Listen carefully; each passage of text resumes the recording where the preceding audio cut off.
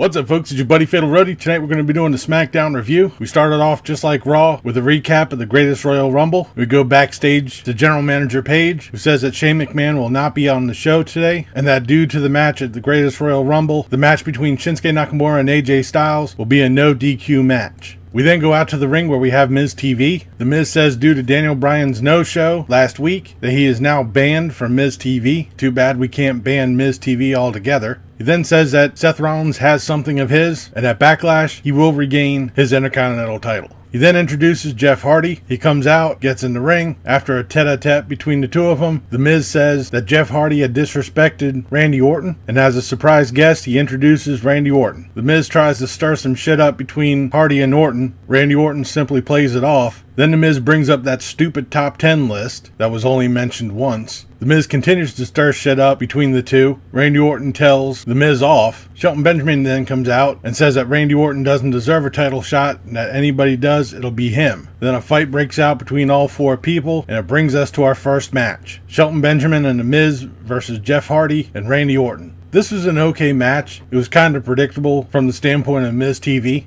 Randy Orton hit the RKO on Shelton Benjamin, tags in Jeff Hardy, who does a swanton bomb for the pin. After the match, Randy Orton gives an RKO to Jeff Hardy and stands tall. Then we have Big Cass coming out. He runs down the crowd. He starts running down Daniel Bryan, calls him out, and then a little guy comes out. He continues to make fun of Daniel Bryan and then beats up the little dude. This was totally a complete waste of time. And it keeps getting better from here. AJ Styles comes out to the ring for an interview. He talks about Shinsuke Nakamura and how he's more interested in another set of jewels than are what on the belt. He then goes on to call Shinsuke Nakamura a coward, and then Samoa Joe comes out. He starts to talk up his match against Roman Reigns at Backlash and says that afterwards he's coming after either AJ Styles or Shinsuke Nakamura. Nakamura's music hits. Samoa Joe squares up at the ramp waiting for a fight. Shinsuke Nakamura comes out of the crowd behind AJ Styles and gives him a low blow. You would think by now AJ Styles would invest in a cup. Shinsuke Nakamura taunts AJ Styles and then hits him with a Kinshasa.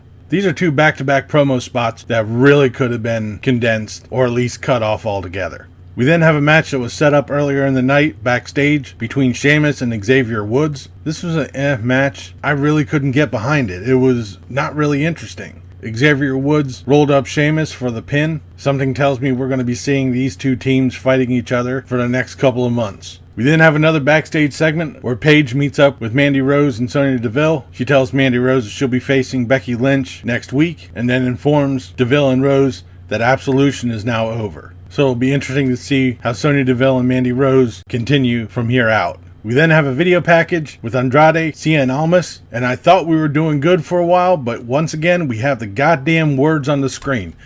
Jesus Christ. Toasty. Stop it. Just stop with the words. They're stupid. Nobody likes them. Okay, Almas is coming to Smackdown. Cool. We don't need the goddamn words. Anyways, we now come to the main event. Charlotte Flair, Becky Lynch, and Asuka versus Carmella and the Iconics. What the fuck? This is one match for the night that I really was not looking forward to. Once again, we're just lumping a whole bunch of people together and making a tag team match out of it. We probably could have gotten rid of a couple of the promos and split this match up and made it probably a little more interesting. But nope, we have a 6-woman tag team match. I'll be honest, this match was made a lot better once I hit the mute button to avoid hearing Carmella and the Australian Bella twins from screaming. What? Asuka gets Peyton Royce into the Asuka lock, she taps out, and the faces win.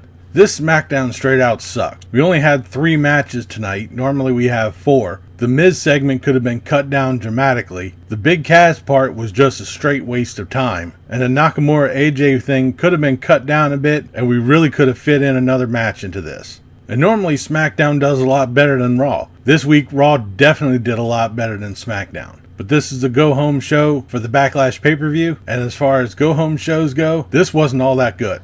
But that'll do it for this episode of Smackdown Review. I'll be back later this week with the Backlash predictions, and then Sunday with the results show. But leave a comment down below what you thought of tonight's Smackdown, what you thought of this video. If you liked it, please give me a thumbs up. Don't forget to share and subscribe. I've been Fatalroadie. You've been awesome. Thank you very much for watching. And remember, if it's too loud, you're too old. See ya.